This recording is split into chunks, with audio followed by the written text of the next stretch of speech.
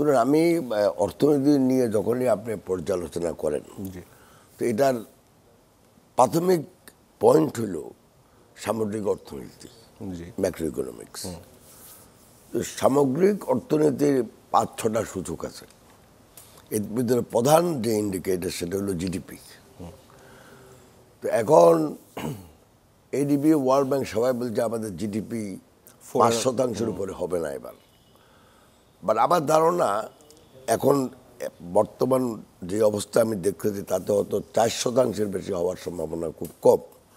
তো যেখানে আগের সরকার বলছে 6.5, 7, 7.5 হয়েছে বা 7.2%, সেই সব তথ্য নিয়ে তো অনেক অবশ্য প্রশ্ন আছে, আপনি নিজেও করেছেন। সেটা আমি বাংলাদেশের বর্তমান পরিসংখ্যান, তখনকার যে পরিসংখ্যান, সেটা আমি কখনো বিশ্বাস করি না, এখনো করি না। সেই হিসাবে তো আপনাদের জিডিপির গ্রোথ তো কমে গেছে বা কমতেছে দিন দিন। 2 নাম্বার যদি আপনার ধরেন, আমি ধরি ইনভেস্টমেন্ট। আমার তো মনে হয় কেউ বলতে পারবো না আপনাকে বাংলাদেশে এখন ইনভেস্টমেন্ট হচ্ছে।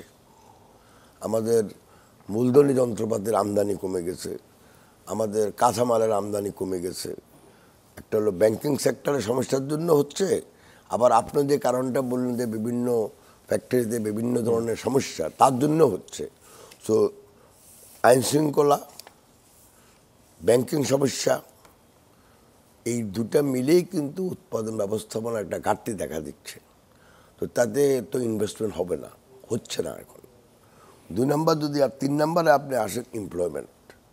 ইনভেস্টমেন্ট যদি না হয় তাহলে চাকরি সংস্থান তো হবে না। 16 থেকে 17 লক্ষ ছেলে এবং মেয়ে এখন চাকরি বাজারে আসতেছে এবং চাকরি চায়। তার সাথে ঐতিহাসিকভাবে যখনই কোনো দেশে কৃষিতে উৎপাদনশীলতা বাড়ে, তখন কৃষিতে অনেক লোক কর্মচ্যুত হয়ে আবার নতুন করে চাকরি বাজারে আসে। এর কারণ কৃষির উৎপাদনশীলতা বাড়ে, ভালো ইনপুট দিচ্ছেন, ভালো বীজ দিচ্ছেন, যন্ত্র ইউজ করতেছেন। আগে যখন নাঙ্গল ছিল, এখন আপনি ট্র্যাক্টর ইউজ করতেছেন। তো সেজন্য কৃষিতে লোক কম লাগে, তো তারা আবার নতুন করে চাকরি বাজারে চলে আসে। তো যদি আপনি ধরেন তাহলে এমপ্লয়মেন্ট তো হচ্ছেই না। এমপ্লয়মেন্ট হওয়ার অনলি রাস্তা হলো যদি দেশে বিনিয়োগ হয়। বিনিয়োগ যদি না হয় তাহলে কর্মসংস্থান হবে না।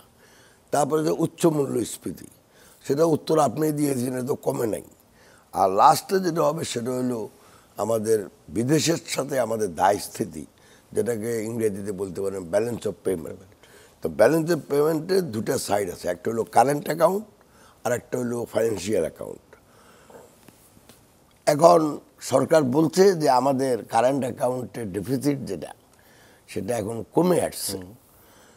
1 মাস হয়তো কমতে পারে, কিন্তু আমি তো দীর্ঘদিন ধরে কমার কোনো লক্ষণ দেখি না। এর কারণ ওরা বলতেছে যে রেমিটেন্সটা একটু বেড়েছে। এখন বাংলাদেশে বহুদিন পর গত 2 বছরে আমি দেখতেছি আমাদের কারেন্ট অ্যাকাউন্টের ডেফিসিট, আমাদের ফাইন্যান্সিয়াল অ্যাকাউন্টের ডেফিসিট। এই জন্য আমাদের ফরেন এক্সচেঞ্জ রিজার্ভ দিন দিন কমে যাচ্ছে। সো এখন যদি আপনি exchange control, foreign exchange reserve, financial account, current account এগুলোকে একত্রে আনেন, তাহলে সেখানেও আমি কোনো উন্নতি দেখি না। অতএব অর্থনৈতিক দৃষ্টিকোণ থেকে আমি বলবো, আমি এখনও দায় ওনাদের দিব না। বিকজ 3 মাস যথেষ্ট সময় না কোনো কিছুর উন্নয়ন করা। বাট আমাকে দেখতে হবে যেটা ওনারা কি কি ডিসিশন নিচ্ছেন। একদম দ্য রাইট ট্র্যাক, হ্যাঁ, এইটাই হচ্ছে প্রশ্ন। রাইট ট্র্যাক কিনা এটাও আমি এখন বলবো না আপনাকে, কারণ এটা বললে কেউ মনে করবে আমি আননেসারি ক্রিটিসাইজ করতেছি। আমার যেখানে যেখানে বলার আমি বলতেছি যে কিছু কিছু কাজ করা দরকার, যাতে করে আমাদের যে উদ্যোক্তাদের বিচক্ষণতা, উদ্যম আছে এগুলি ব্যবহার করার জন্য, উদ্যোক্তাদের এই কনফিডেন্স ব্যাক করানোর জন্য এই সরকারের এখন প্রাইমারি আসলে কি করা উচিত বলে আপনার মনে হয়? প্রথম যেটা করা দরকার আমি মনে করি দেশে ব্যাংকিং সেক্টরটা ঠিক করা। সেই চেষ্টা তো করছে না, এখন করছে তো। করলেও আমি মনে করি না এখনো এনাফ। হয়তো করতেছে, আমিও দেখতেছি কিছু করতেছে, কিন্তু এখন যদি আপনার যদি লাগে 100, আপনি যদি 50 করেন তাহলে তো করতেছেও ঠিক আছে, আবার আমাকে বলতে হবে এনাফ না।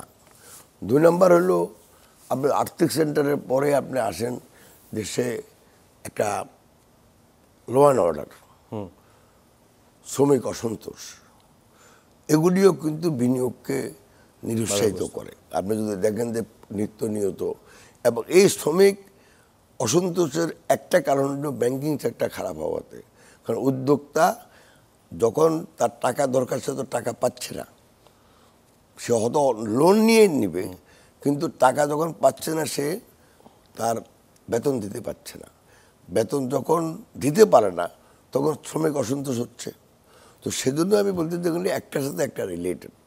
তো আমি চাই যে ব্যাংকিং সেক্টর আগে ঠিক হোক, তারপরে আপনাকে সামাজিক, আমাদের যে সামাজিক সমস্যা যেটা হলো আইন শৃঙ্খলা সমস্যা, একে অপরকে বিশ্বাস না করা, আমাদের বিভিন্ন যে সমস্যা এগুলি সমাধান করা।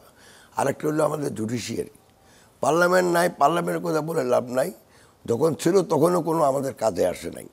কতগুলা দুর্বৃত্ত টাইপের লোক আমাদের পার্লামেন্টে বসতো, তো সেজন্য ওটা নিয়ে আমার চিন্তা নেই। কিন্তু আমাদের যে জুডিশিয়ারি, আপনার যদি একবার আপনি কোর্টে একবার ঢুকতে পারেন কোনো জিনিসকে, বরং আপনার সাথে আমার একটা চুক্তি হলো, আপনি চুক্তিটা মানলেন না, আমি কাজটা করলাম, আপনার কাছে আমি 2 লাখ টাকা বা 10 লাখ বা 2 কোটি টাকা পাওই না। কোর্টের মাধ্যমে গেলে 15 বছর এটা শেষ হবে না। কারণ আপনি যদি লোয়ার কোর্টে যেতেন তো জজ কোর্টে যায়, জজ কোর্টে জিতলে হাইকোর্টে যায়, হাইকোর্টে গেলে সুপ্রিম কোর্টে যায়। একবার যদি আপনি সুপ্রিম কোর্টে যান তাহলে এটা 10 বছরে এটার আর কোনো হদিস থাকে না। সো এই জিনিসগুলো তো এই সংস্কার যারা করতে চায় তারা করতে পারে, এগুলি তো আইন বদলানোর দরকার নেই ভাই, এগুলি করতে পারে। কিন্তু ওই জায়গায় তুমি হাত দিতে দেখতেছি না এখনো। ওনারা কথা বলতেছে সমানুপাতিক প্রতিনিধিত্ব, ওনারা বলতেছে মানে দুনিয়ার কথা বলতেছে, যেগুলি ভালো, কিন্তু ওগুলি ওনারা করতে পারবেন না। কিন্তু যেটা করা দরকার, যেটা করতে পারে অতি সত্তর, সেটা তো করতেছে না ভাই। ওই জন্যই আমি চাচ্ছি যেগুলি ওনারা করতে পারে সেগুলি যেন অতি সত্তর করে। তো ওই যত তাড়াতাড়ি ওগুলি করবে তত মানুষের আশা এবং প্রত্যাশা যে একটা আসে এই সরকারের উপরে, সেটা দিন দিন তারা বলবে যে না, এটা না কাজ করতেছে।